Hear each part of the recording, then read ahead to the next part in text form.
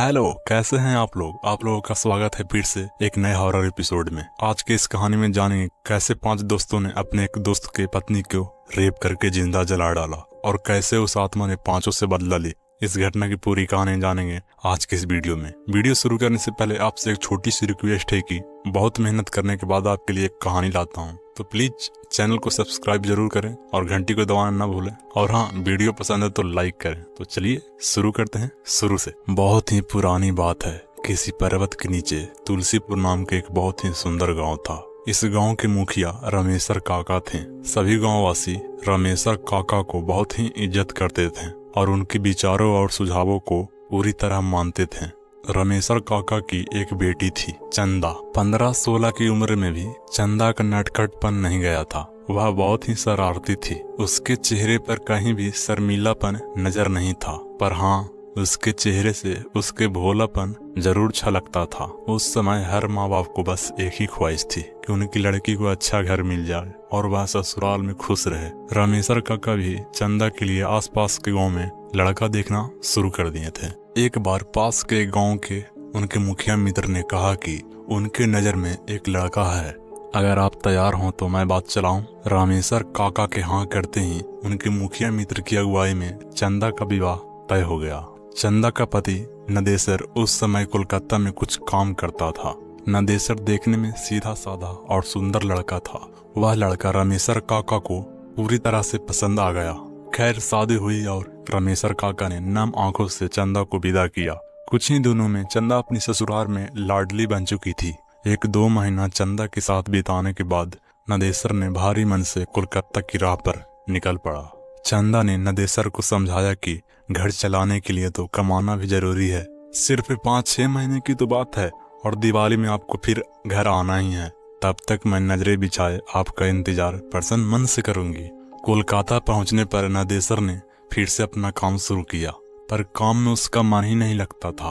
बार बार चंदा की शरारती चेहरा उसके आंखें के सामने घूमने लगती थी। वह जितना भी काम में मन लगाने की कोशिश करता, उतना ही चंदा की याद आती। नदेसर की यह बेकरारी दिन पर दिन बढ़ती जा रही थी। उसने अपने दिल की बात अपने साथ काम करने वाले 5 मित्रों की बताई। ये 5 मित्र उसके अच्छे मित्र थे। नदेसर दिन रात अपने इन 5 दोस्तों से चंदा की खूबसूरती और उसकी शरारतीपन का बखान करता रहता। 5 मित्र चंदा के बारे में सुन सुनकर उसकी खूबसूरती की एक छवि अपने अपने मन में बना लिए थे। अब बार बार नदेसर से कहते कि यार, भाभी से कम मिला रहे हो। नदेसर कहता कि यार, मैं तो खुद ही उससे मिलने के लिए बेकरार हूँ, पर समझ नहीं पा रहा हूँ कैसे मिलूं। खैर, अब नदेसर के 5 दोस्तों के दिमाग में जो एक भयानक घिनौनी खिचड़ी पकनी शुरू हो गई थी, उससे नदेसर पूरी तरह अनजान था।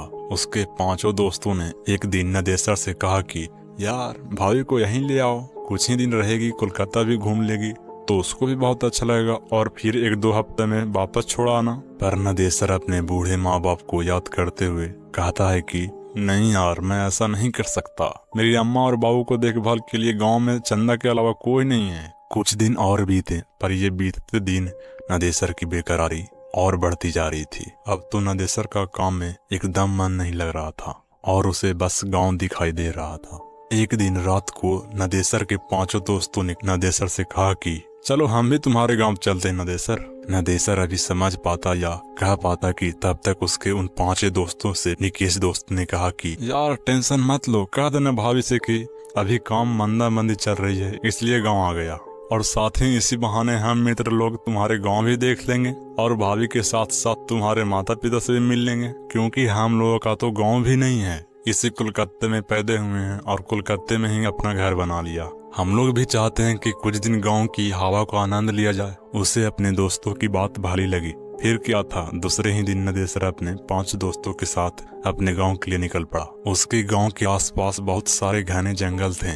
इस पहाड़ी इलाके के इन पहाड़ी वासियों के अलावा अगर कोई अनजान जाए तो वह जरूर रास्ता भटक जाए और हिंसक जानवरों का शिकार बन जाए। ट्रेन और बस की यात्रा करते करते आखिरकार नदेसर अपने 5 दोस्तों के साथ अपने गांव के एक छोटे से बस स्टेशन पर पहुंच ही गया। इस बस स्टेशन से गांव जाने के लिए अच्छी कच्ची सड़क भी नहीं थी। जंगल पार करने के लिए उबड़ खाबड़ बने पगडंडियों के रास्ते से होकर जाना पड़ता था। जंगल में चलते चलते जब नदेसर से निकेश ने पूछा कि भाई नदेसर, अभी तुम्हारा गांव कितना दूर है, तो नदेसर ने प्रसन्न होकर कहा, यार अब हम लोग पहुंचने ही वाले हैं। नदेसर की बात सुनते ही निकेश हाँफने का नाटक करते हुए वहीं बैठते हुए बोला, यार अब मुझसे नहीं चला जाता।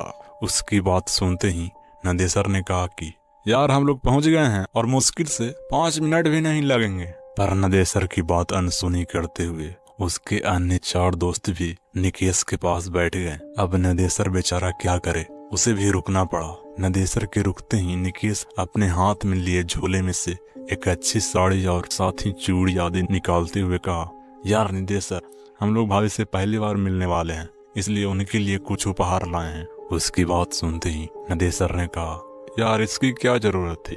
पर निकेश ने हंसकर कहा, जरूरत थी भाई, हमारी तो भी भाभी हैं, हम उनसे पहली बार मिल रहे हैं तो बिना कुछ दिए कैसे रह सकते हैं। इसके बाद निकेश ने कुटिल मुस्कान चेहरे पर लाते हुए कहा कि यार निदेशर, क्यों ना भाभी को सरप्राइज दिया जाए। एक काम करो, तुम घर जाओ, बिना किसी को बताए भाभी को घुमाने के बहाने यहाँ लाओ। हम लोग यहाँ भाभी को यह सब उपहार दे देंगे और उसके बाद फिर तुम दोनों के साथ तुम्हारे घर चलेंगे। भोला भाला नदेसर हाँ में हाँ मिलाते हुए तेज कदमों से घर की ओर गया और लगभग 30 से 40 मिनट के बाद वह चंदा को लेकर दोस्तों के पास वापस आ गया।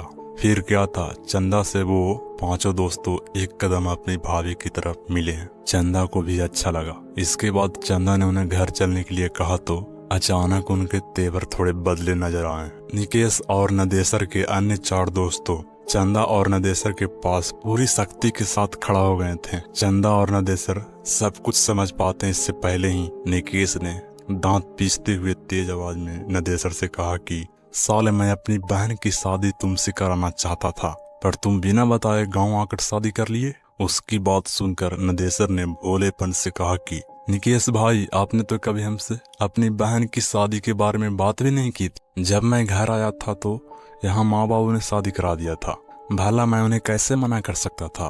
पर नदेसर की इन भोली बातों पर उन 5 दैत्यों पर कोई असर नहीं हुआ। उनमें से 2 ने नदेसर को कसकर पकड़ लिए थे और 3 ने चंदा का चीरहरण करने लगे थे।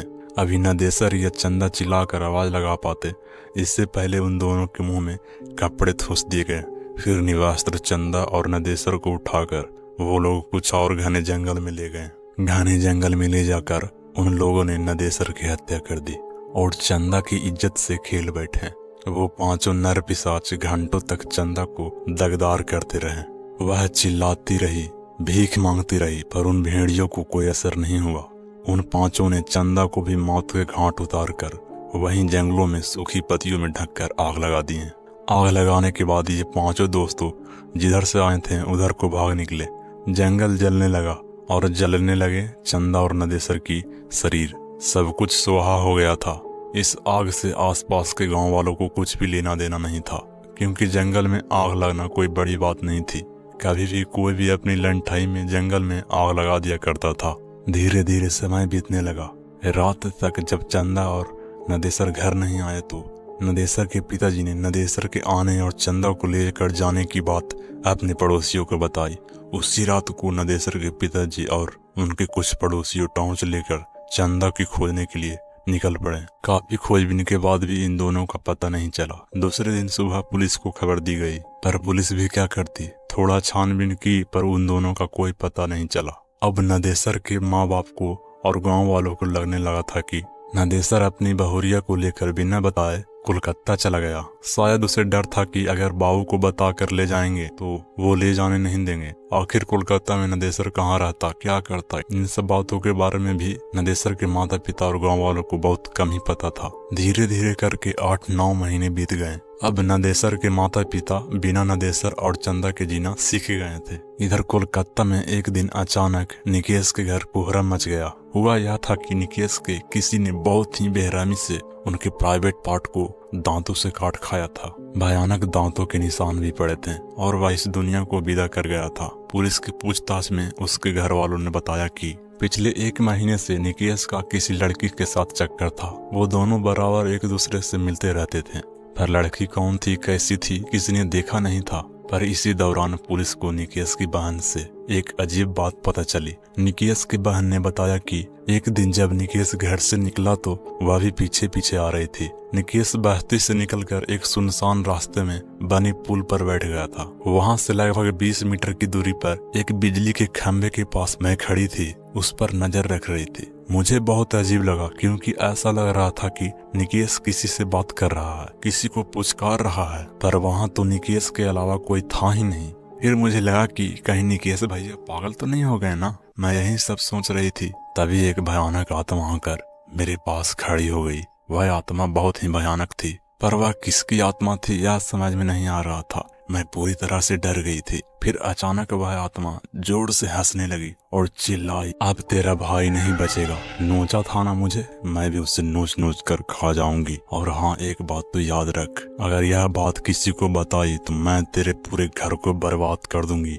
इतना कहते ही निकेश की बहन सूख सूख कर रोने लगी। पुलिस के सुनते ही और आसपास के जुटे लोग सदमे में आ गए और पूरी तरह से डर भी गए, क्योंकि निकेश का जो हाल हुआ था वह यह बयां कर रही थी कि इसके साथ जो हुआ है वह किसी इंसान ने नहीं बल्कि भूत प्रेत ने किया होगा। यह कहानी यही समाप्त होती है, पर इसके अगले पार्ट एक और आ सकती है कि क्या निकेश का या किसी भूत भूतनी ने ही ऐसा किया था या किसी और ने। कहीं चंदा तो नहीं या नंदेसर भी हो सकता है। निकेश के अन्य 4 दोस्तों के साथ क्या हुआ था। क्या अगर आप चाहते हैं इस कहानी के पार्ट 2 आए तो कमेंट में यस लिखें, और हाँ, कैसी लगी हमारी कहानी कमेंट में जरूर बताएं। अब मिलेंगे अगले कहानियों के साथ।